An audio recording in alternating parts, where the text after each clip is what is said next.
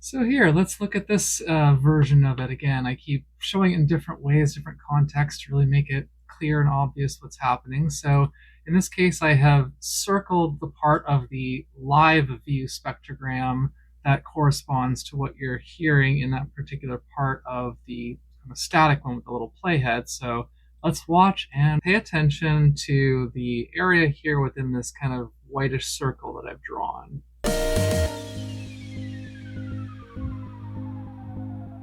So you can actually see that descending sound kind of lowering in the yellow line. You can see those notes pinging in here. Right there. You can see this line is starting to grow, climb up again. It's way up now. Now it's near the top. You can see the kind of the bass hits really kind of thumping there. So this is how you should have done this for all the samples, honestly, but this is how you can see, again, if we go back down here, the very low end of this, when everything is pulled back and faded in the background, you listen, you look, and you see this whole thing is like a big scoop here. There's a big scoop here, and there's a big scoop here. And then as this part starts to fill back in, this yellow line starts to grow and climb up, and it gets above this line, and then it gets up to here. And those little, see, right there, those little, it's coming right here. So it's right around 1,000 hertz, which makes sense. Right here. There we go. So you can literally see this whole chunk here between 1,000 and 10,000, which makes sense because this again is from 1,000 or from 0 up to 10,000 or 8,000, whatever. So this whole thing is practically level now because this whole frequency spectrum has kicked back in now. So you're getting the full sound, the full body of the sound, and it's reflected over here.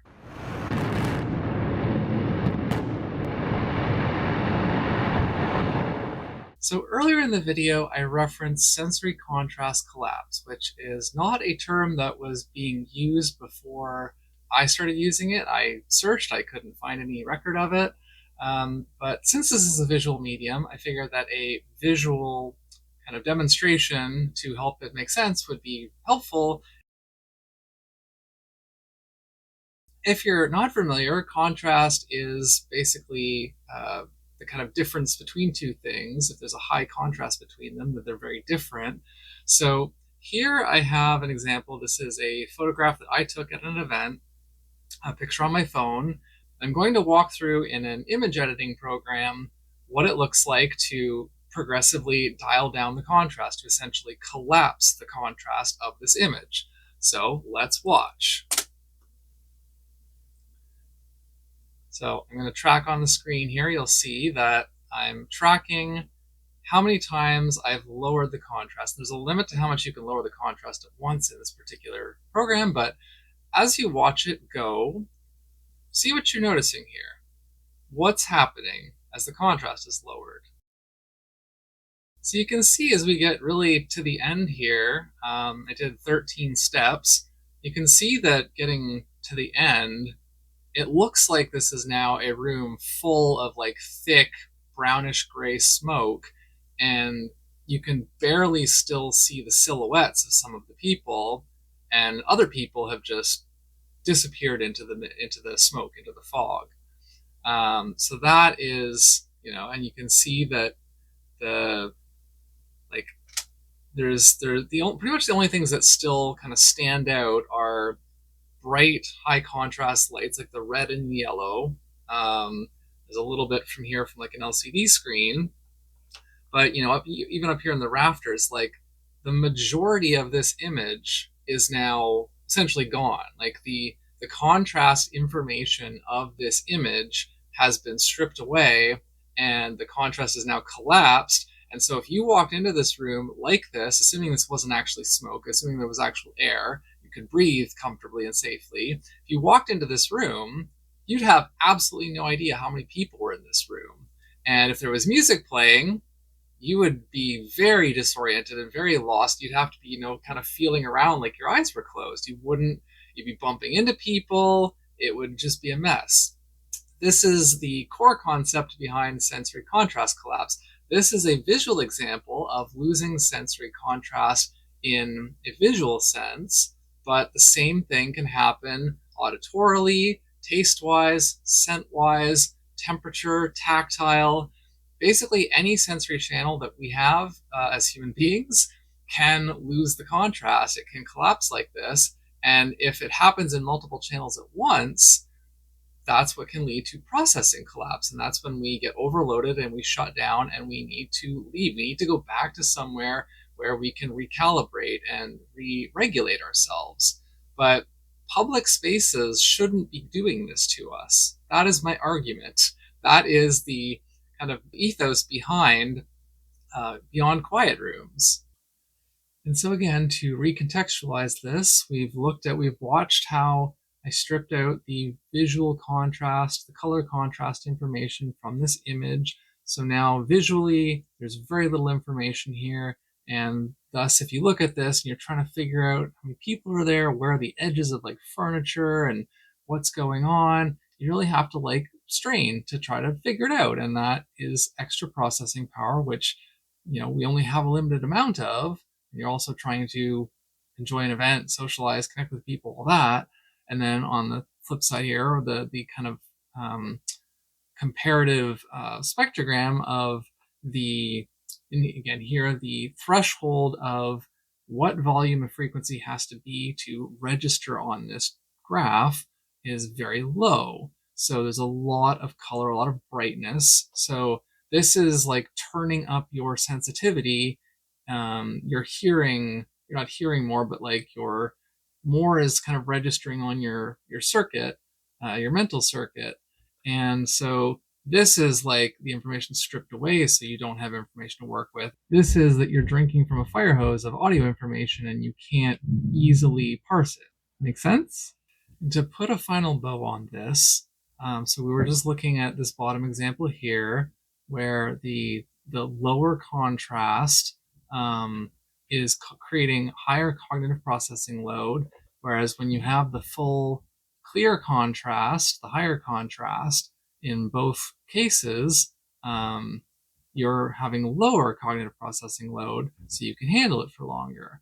And again, we're not considering the actual environment in this case, this top left. We are just looking at the fact that compared to the low contrast, where it's all grayed out, here you can clearly see the people, you can clearly see the furniture, you can find your way to the washroom, you're not going to be stumbling around. Over here, when you've got this, you have very little competing in that human speech intelligibility zone, so you can easily hear people, but here you're drinking from that, you're listening from that fire hose, so to speak, right? So this is it in a nutshell. Here I have simulated kind of visually again, sort of like two different examples, extremes of contrast. So this first example here is essentially you're looking at again, this is a calibrated space. This is where the sensory factors are controlled, so you're not getting overwhelmed. There's good contrast for your senses to be able to more easily parse and interpret and discern. So, and over here on the left, this is kind of, again, simulating that idea that if you've got calibration, then you're only getting your peaks. You're not going to be getting avalanche by sensory. And that's kind of, again, the equivalent to kind of over here. The threshold is raised. You're not getting as much. But if you then let it flip to here. So here, again, this is full on, this is that smoky looking room where you come in and it's really hard to parse, individual notes or people or objects. It's just frequency soup, which is what I call it. It's just everything all at once and your brain cannot easily parse it. And then over here, you're getting the full spectrum, the full volume at all frequencies, this is simulating the full sonic load of a busy, loud event space, uncalibrated, And if this is what the main space in events is like, which it is in a lot of cases, then this can kind of help you understand how you can't really easily go from this to this again, big difference, to quiet. And like, it doesn't have to be silent. This is not what I'm saying. I'm not saying that every event needs to be silent, that you can never have music playing, but we need to be more aware and we need to understand how to calibrate and control sensory factors, which is why the Solace model was developed. Because I noticed that all the different sensory channels, this can happen in every sensory channel. You can go into a space, and this is showing an audio example, but you can go into a space that has like so much going on visually, not smoky looking, but like there could be so many lights and so much motion and so many different things happening that it's a lot for your brain to process and to filter. Like you're doing it subconsciously. This is the thing. And auditorily, you can be in a space and you might not even really notice the music, but you're still processing it. It's still taking mental energy, especially if you're trying to talk over it. Again, sense, if there's a lot of different sense, if there's a lot of different like physical textures, like you're going from like standing to like chairs to like all these different things all the time. These are all things that are chewing up your sensory processing power. And some people have lower capacities and lower thresholds than others, but any person with a nervous system, which is all of us, who goes to a highly overstimulating event, very low contrast, over time, they're still going to get fried. They're still going to get, they're going to processing collapse. They're going to get overwhelmed and tired and shut down. And if they don't completely shut down there, when they leave, when they go home on their own time, then they're going to be exhausted, depleted, and need that time to kind of recover. Because we are not meant to exist in spaces like this. You know, hunter-gatherer humans didn't, and we shouldn't either.